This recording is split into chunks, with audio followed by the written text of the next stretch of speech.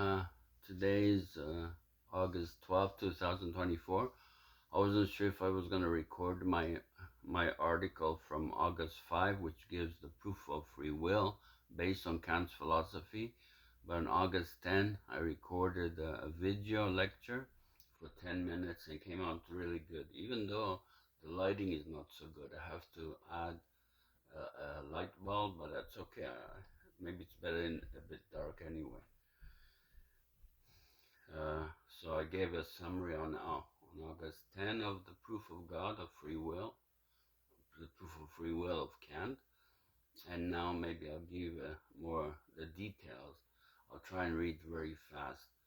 I made a mistake. The last video lecture I recorded was not November 9, 2023. It was actually on on February 4, 2024. So it was this year, about 6 months ago or something. Anyway, I'll try to record this article because it came out good. The, the lecture movie, about 2 hours of February 4, 2024, was actually on the ontological proof of St. Anselm. Actually, Charles Hartshorne wrote a lot about it. Kant criticized it, but Hartshorne defended it. So it was actually pretty good. Plus, I included a lot of principles from Aristotle, Kant, and from philosophy and science. So it's pretty good. You can use it for metaphysics. Anyway, I'll try and read this fast. Okay. August 5th, 2024, Part 1, Kant alone, proof of free will. August 4, August 3rd, August 2nd, August 1st, July 31st, July 30, July 27. July 27, 2024. My summary of Kant's proof of free will, a vital question in law, morality, and religion, and add it to my 794 proof of God, which is based on free will. So it makes it better now. The Great Courses 2008. Praise of Professor Nichols. He gave a course, 24 lecture course on the question of free will better versus determinism. Though really he didn't talk much about free will except 2 lectures. The rest was uh, morality really, or law. Praise of Professor Nichols. Lecture 16 on Kant's deontological ethics or duty was probably the most important one. It gave Kant's proof of free will, though Kant said no one could resolve the conflicts and the antinomies. It seems Kant, like Einstein, admitted he made a big mistake, though Einstein was refuted by Hubble, while Kant may have seen himself and fixed it. Lectures lecture 17 also is on uh, consequentialism, or Jeremy Bentham. You have utilitarianism of consequences is also important. He discusses a bit Kant there also. It is also influential in politics. Indeed, some philosophers argue for free will, while others argue for determinism. Here the question is less important in utilitarianism. So all the 24 lectures are important, since Nichols considers both schools, unless Kant resolved the debate. Nichols says the ontological ethics focus on duty or intentions alone. Utilitarianism focus on best consequences for the most people alone. But we have cases where both theories seem wrong. There is also virtue ethics, where the focus on the character of people, not the action, is the key. My note, oh God, the question of free will is much more important than I realized. The world experts are split on the issue.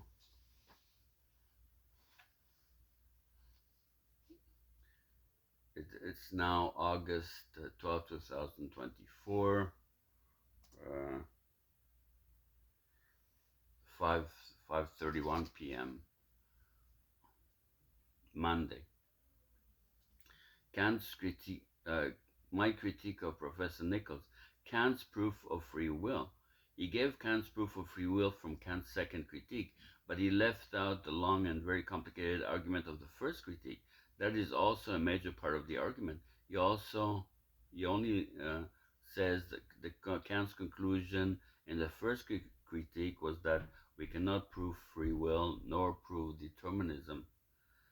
I add summary of Kant's argument in my previous articles. Okay, so August 2nd, 2024. Moses Maimonides uses 26 premises to try and prove the existence of God and his nature. There are a lot of disagreements about God in our world, but also about the existence of free will. He left out the proofs. Here also there are 26 propositions to prove free will. 100 years ago, a great defense lawyer won a murder case by giving the determinism argument, hence avoided capital punishment for his clients. The judge accepted it, even though there's also a free will argument. I don't know if he was aware of Kant's critique. My note, did I prove free will? So I just defeated that lawyer and that judge. Also defeated most philosophers and scientists. As we'll see the proof below. This is really based on Kant's critique. July 30, 2024. My note, free will, my summary. Professor Nichols gave the proof of second critique from other works of morality of Kant, arguing that we are free. I'm very grateful to him, but we need 2 books or even 3 books of Kant. I did not know that actually Kant continued the proof further later on, because in the first critique he said it's impossible to solve this problem. We also need the results of Kant's first critique. The important part of proof Nichols leaves out, so I add this part. Professor Nichols should have included this. This is from the very first critique, very complicated and very long. So I add this part here now before I mention his contribution from the later works of Kant. Okay, proposition 1. Unlike for Aristotle, space and time for Kant are not basic concepts called categories, they are a priori intuitions. Aristotle saw that time as past, present, and future. The past didn't exist. The future didn't exist. The present existed, and it was the indivisible transition of the future into the past. Aristotle argued space, time, and motion were continuous quantities. Space was the boundary of an object. Time was the measure of motion, also called change. Maimonides said for Aristotle, time was an accident or an accident, namely an accident on motion, which was an accident on corporeal things. Things that did not change were not in time. See Kant's Transcendental Aesthetic. Experience presupposes space and time. For Kant, space and time are pure a priori forms of intuition. Space is not a general concept of relations of things, but a pure intuition. Space is represented as an infinite given magnitude. Every concept contains an infinite set of different possible things under itself, but not like space, which contains an infinite set of things within itself. Since all the parts of space are simultaneous, he claims only his explanation of space makes possible geometry as a synthetic a priori cognition possible. Time is not a general concept of relations of things, but a pure form of sensible intuition. Different times are parts of one and the same time. Since it can only be given by a single object in an intuition, it cannot follow from a concept that different times cannot be simultaneous. This proposition is synthetic and cannot arise from concepts alone. An analytic statement uses only the principle of contradiction. He claims his concept of time explains the possibility of synthetic a priori cognition, which can describe the general theory of motion. General theory of motion. Kant may have made the same mistake Newton did, thinking light waves travel instantaneously. Maxwell argued light travels at finite speed. Hertz detected electromagnetic waves. Einstein gave the theory of general relativity, though maybe it is only an approximation to the external world and, and, and exact for our mind, since the brain creates appearances using light, and there it is independent of our relative motion, since the brain goes wherever we go. The real explanation is that in our mind there is length contraction and a curvature and time dilation due to the speed or acceleration, unlike Newton or Kant, or unlike Einstein. See also Kant's transcendental dialectic, the antinomies of cosmology.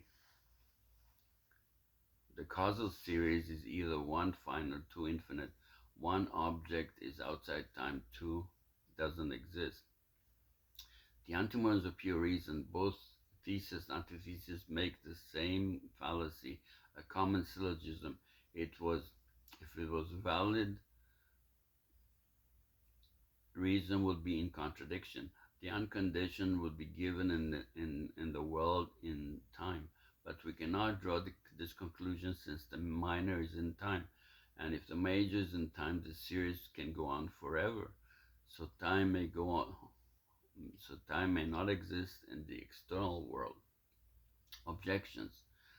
Einstein criticized Kant, saying he defined space and time empirically. Einstein used the simple speed equation and known speed of light. Others criticized Kant, arguing that geometry is non-Euclidean, and others that arithmetic is analytic, non-synthetic.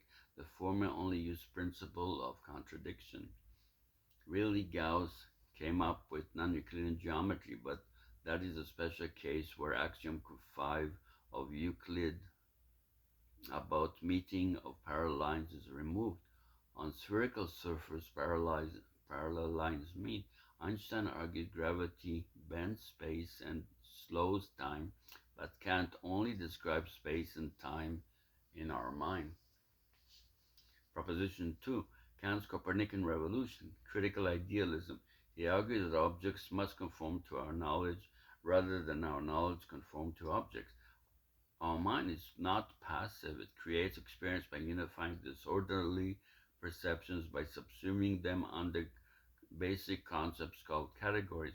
Causality is one major category. Hume questioned law of causality. Later, Hegel had a system of absolute idealism. The absolute or spirit was God. And I think Marx and Lenin believed in dialectical materialism. Proposition 3. Hence, space and time apply to our intuition but may not apply to the rest of our mind nor the external world. Kant argued space and time are not categories, they are pure intuitions. Later, Einstein argued space and time can really be defined empirically. He used not the speed of light, but also using non-Euclidean geometry. He created a theory and it was accepted.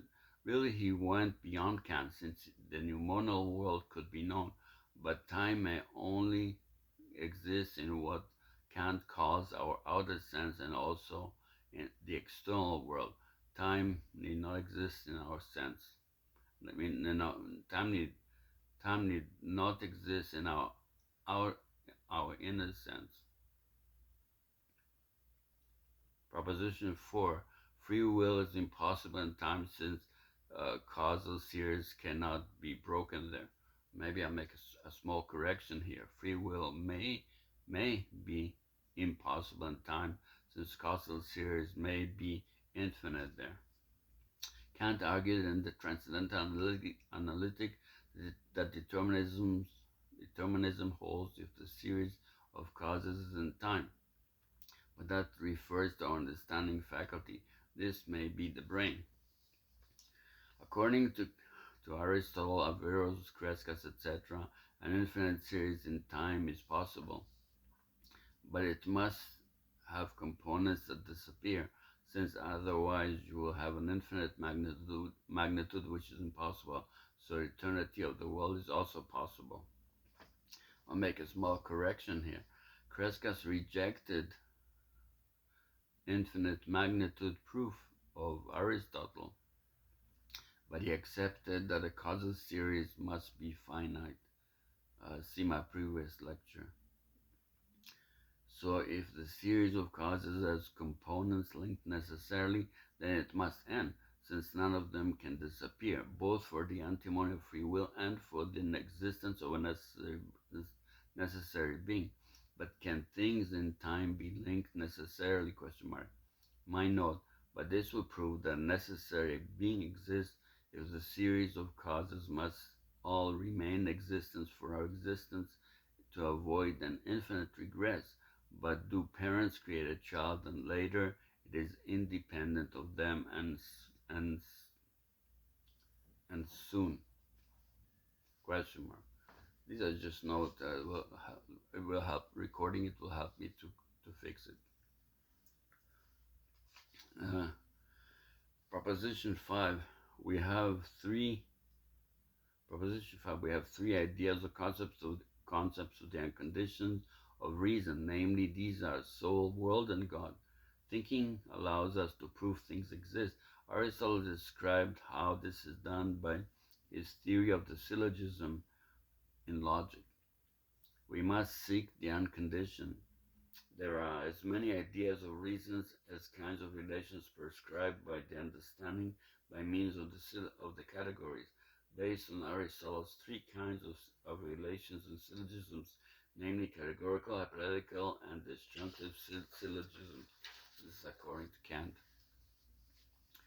We get the unity of the thinking subject, unity of series of conditions of appearances, unity of conditions of all objects of thought in general. So we get soul, world, and God, giving us the grounds of psychology, cosmology, and theology. Though for Spinoza had only one substance called God, and for Leibniz had many or infinite substances called monads. The syllogism of Aristotle gave us the ideas of soul, world, and God, but Kant argued that in the dialectic that they cannot be known by us, they are thus noumenal, not phenomenal. For Spinoza, there was only one unconditioned, since he defined substance as having infinite attributes of infinite magnitude. Kant argued we choose this definition of God since we have no choice, but Spinoza also added to the definition that substance is conceived through itself. That may be Spinoza's error. Hence, he concluded that there can be only one supersubstance. Other substances, like us, are its mode. Aristotle said to know something, you must also know its causes. Proposition 6. One proof of psychology attempts to show that we are substances persisting through time. The fallacy in all the paralogisms of psychology is confusing the noumenal I with the universal I. That includes the question of the persistence of the self over time, etc. Aristotle argued only the present exists, but St. Augustine argues, unlike Aristotle, that our memory links us to the past and our thinking about the past links us to the future.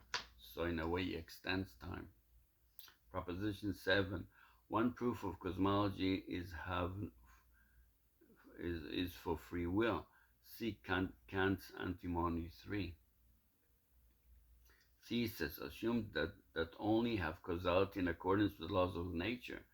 So everything that occurs presupposes a previous state, but it must also be something that has happened, otherwise its consequences would always have been. So there is never a first beginning.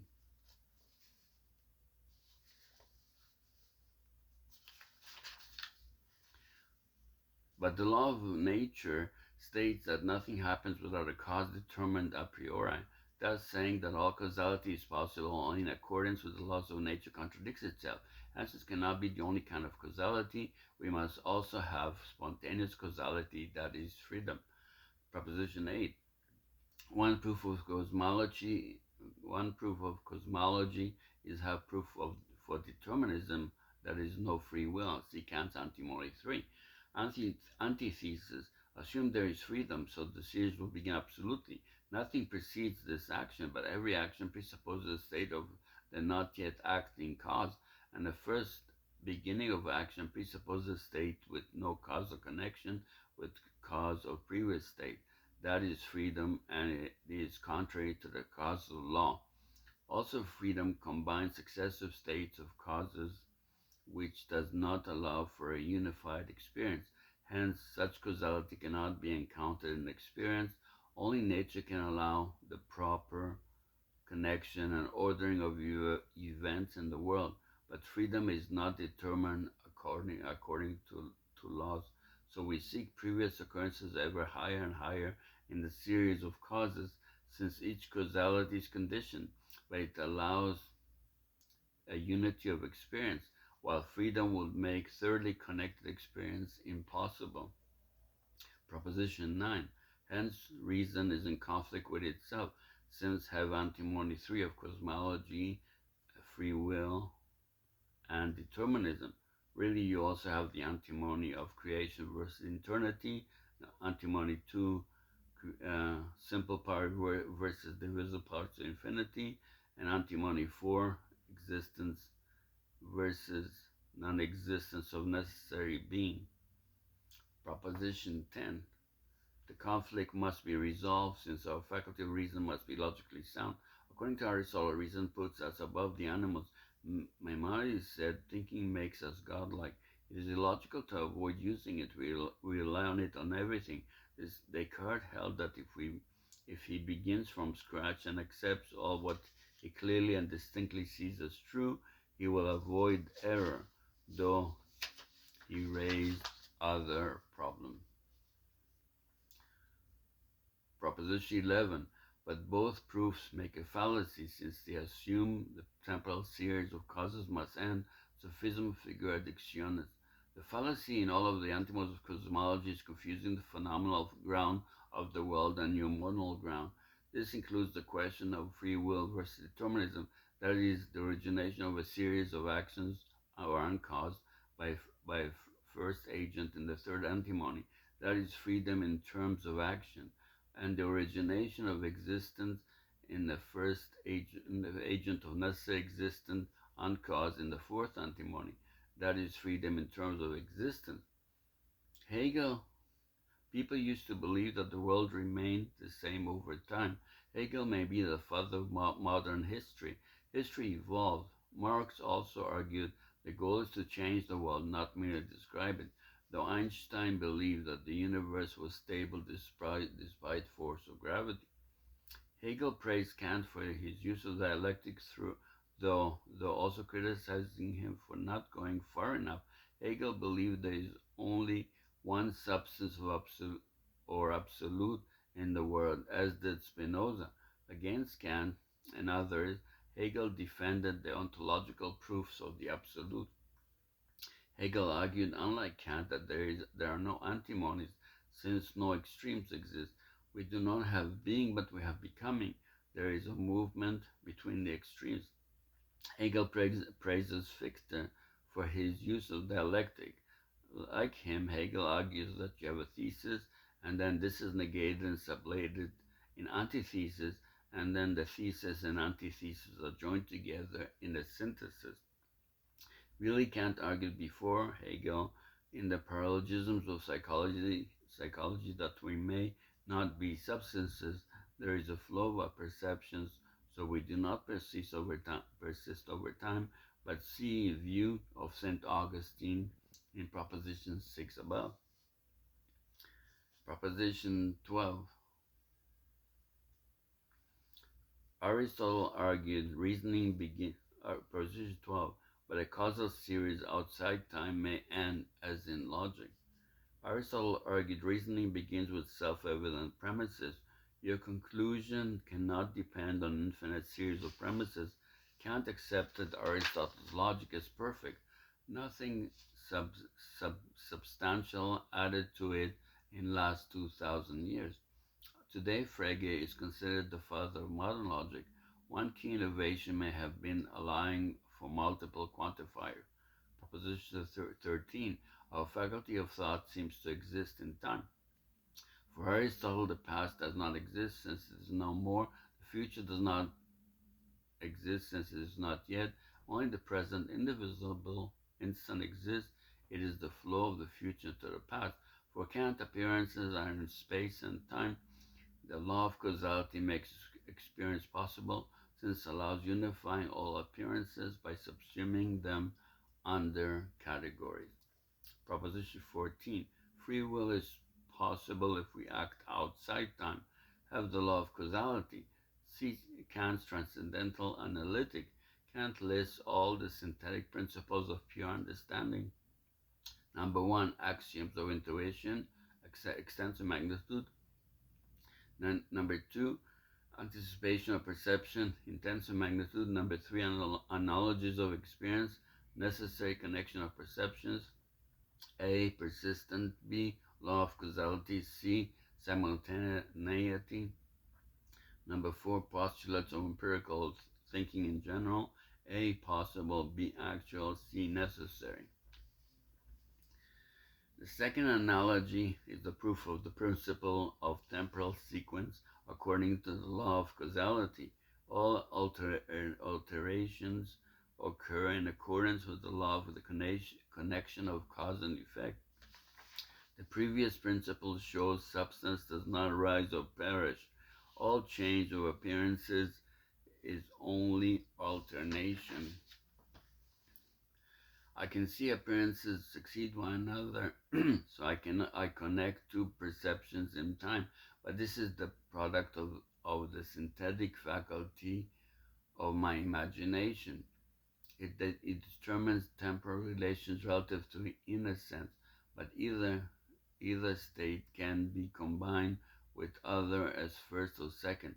Time cannot be perceived in itself, nor can we empirically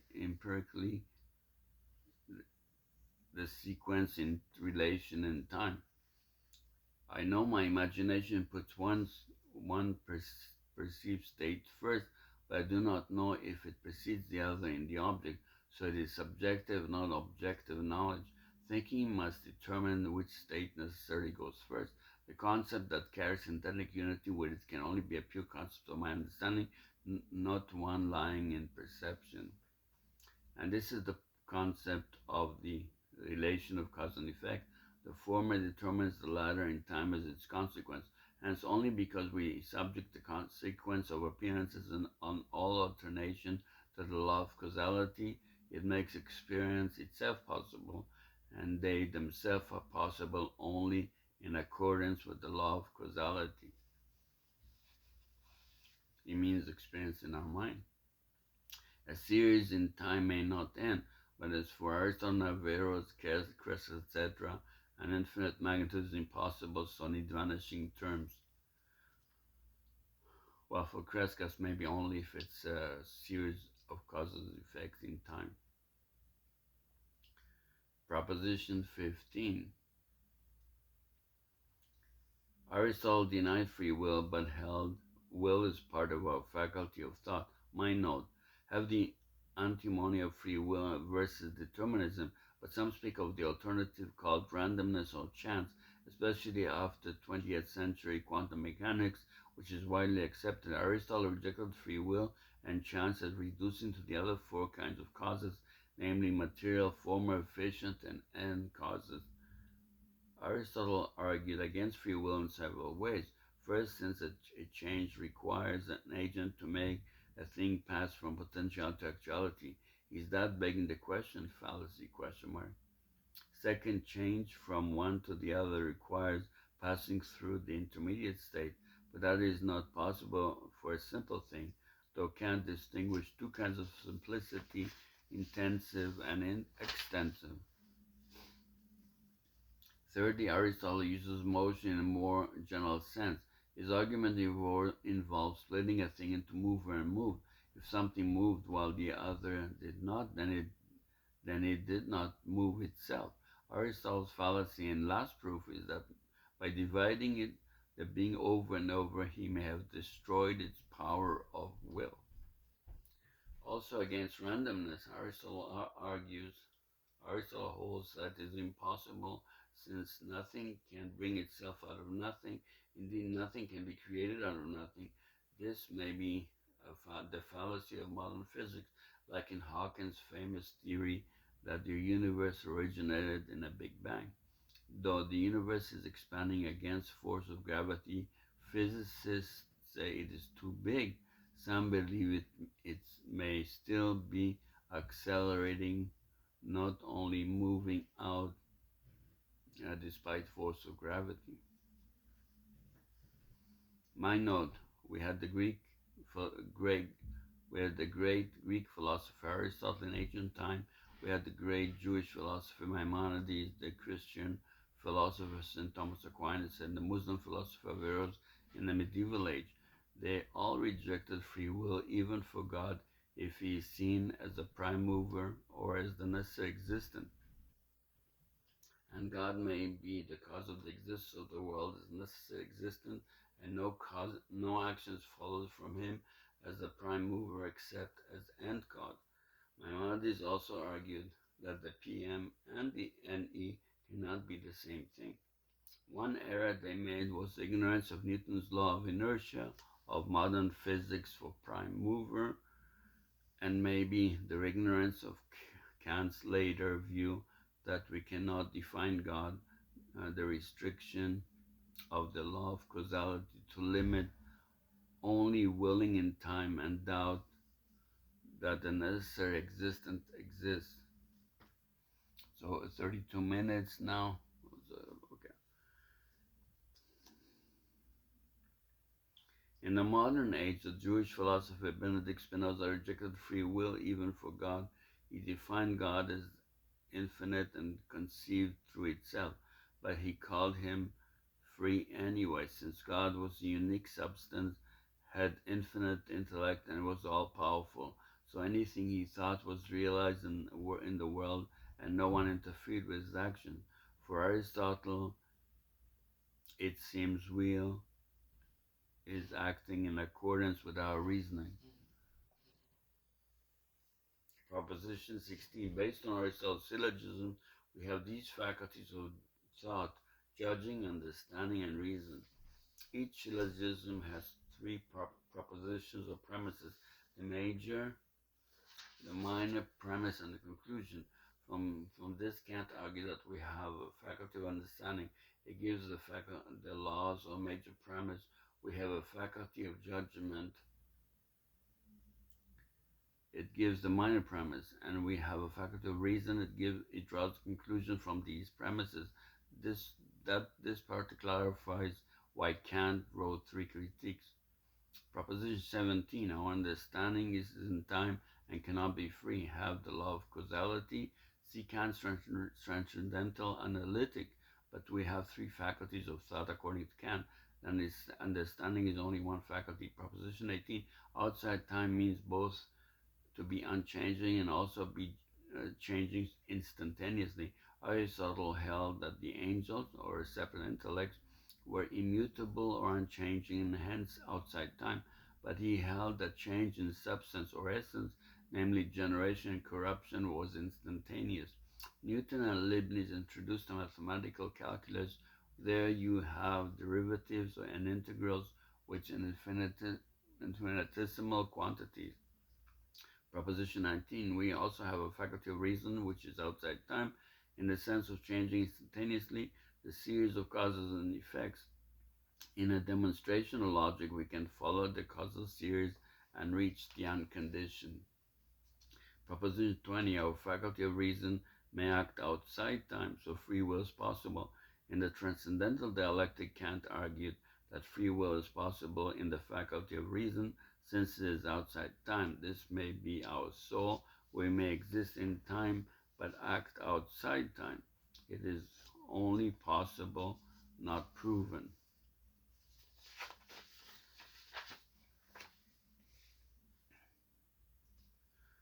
And the fallacy in proving God's existence in theology began in the cosmological antimonies, where it was attempted to prove that unconditioned necessary being exists. This is continued in the ideal, but Kant thinks we do not know how to define God, so we choose the ens realissimum, or the ideal. There are three kinds of proof of the existence of God possible, and all presuppose one of them, namely the ontological proof. You try to link the uncaused necessary existence to the ens realissimum, but it is a fallacious proof, since Kant against argues existence cannot be proven a priori. You cannot prove existence using only the principle of contradiction. You need a synthetic, not analytic proof. In the first critique, Kant argued that we cannot prove free will, the immortality of the soul, and the existence of God. He criticized Mendelssohn's proof of the immortality of the soul. We may not be substances and also have extensive and intensive simplicity, so we may divide in degrees to nothing. He did not consider Spinoza's very long proof of immortality of the soul, though it is based on the ontological proofs of God. He later argued that free will, immortality, and the existence of God are principles of morality, but they are postulates since they cannot be proven. We must be free since morality has laws about what we ought to do, not about what is or what is we necessarily do. Immortality is needed since achieving moral perfection requires an endless journey, and God is needed for justice to ensure we have happiness proportional to our moral perfection. Did he later prove free will? Okay, so all this I add from the first critique and other related works. Then comes what what Professor Nichols adds from the second critique or works on morality. I modify it a bit. So there's proposition, so there's left proposition 21, 22, 23, 24, 25, 26, and conclusion. So I'll take a break here.